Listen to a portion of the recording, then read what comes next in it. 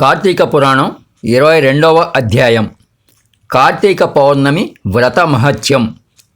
తమ పురోహితుడైన సుశీలుని బోధనలు విన్న పురంజయుడు కార్తీక మాసాన విష్ణాలయానికి పోయి ప్రదక్షిణా నమస్కారాలను షోడశోపాచార పూజలు జరిపాక గోవింద దర్శనం చేసుకొని కార్తీక పౌర్ణమి రాత్రి గడిపి తెల్లవారగానే రథాన్ని ఎక్కి కంఠాన తులసీమాలలు ధరించి యుద్ధానికి బయలుదేరాను.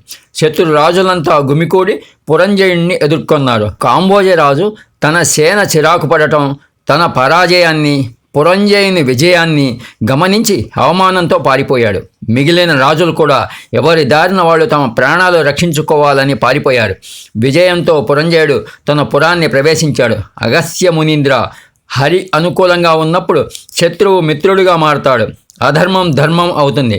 మానవుడు కార్తీక వ్రతం చేస్తూ కష్టాలను పోగొట్టే శరణాగత రక్షకుడైన శ్రీహరిని శరణం అన్నట్లయితే సుఖం పొందగలడు. వానికి సాధ్యం కానిదుండదు. దీనిని నిష్ఠతో జరిపించే పరిశుద్ధులే విష్ణు భక్తులుగా ధర్మవేత్తలు తెలుసుకోవాల్సి ఉంది. విష్ణు భక్తి సంసార సాగరాన్ని నుండి తరింపజేస్తుంది.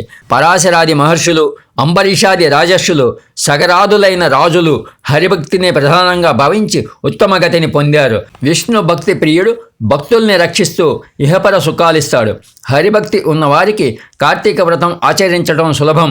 అది ఉత్తమోత్తమును, ఈప్సితార్థ సిద్ధి ప్రదమును, వేద సమ్మతమును అయి ఉంది. శ్రాద్ధ సమయంలో కార్తీక వ్రత వైభవాన్ని వినిపించిన వానికి పితృదేవతలు కల్పాంతం వరకు తృప్తితో ఉంటారు. 22వ అధ్యాయం సమాప్తం. 23వ అధ్యాయం ప్రారంభం. శ్రీరంగ క్షేత్ర మహిమ.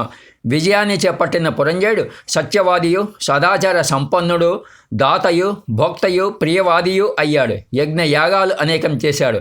విష్ణు భక్తి వల్ల సత్య గుణం పొందాడు. హరిషడ్వర్గాల్ని జయించాడు. కార్తీక వ్రతం చేయటం వల్ల పాపాలు అన్నీ పోగొట్టుకున్నాడు. విష్ణువును ఆరాధించే విషయంలో ఏ నెలలో ఏ విధంగా చేయాలనే భావం కలిగింది.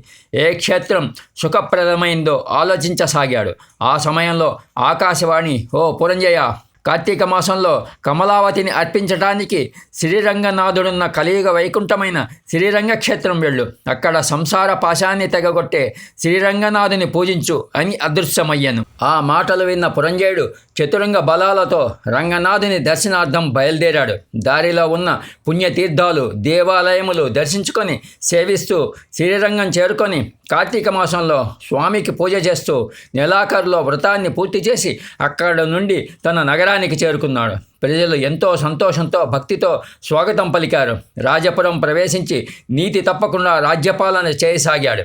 ఈ విధంగా కొన్ని సంవత్సరములు రాజ్యం పాలించి తన కుమారునికి రాజ్యాన్ని అప్పగించి వానప్రస్థం తీసుకొని అంతఃపుర జనంతో ఆశ్రమవాసం చేస్తూ కార్తీక వ్రత నిష్ఠతో అతను విష్ణు సాయుధ్యాన్ని పొందాడు. ఓ మునిశ్రేష్ఠ, కార్తీక వ్రతం పుణ్యప్రదమైనది. అన్ని కోరికల్ని తీరుస్తుంది.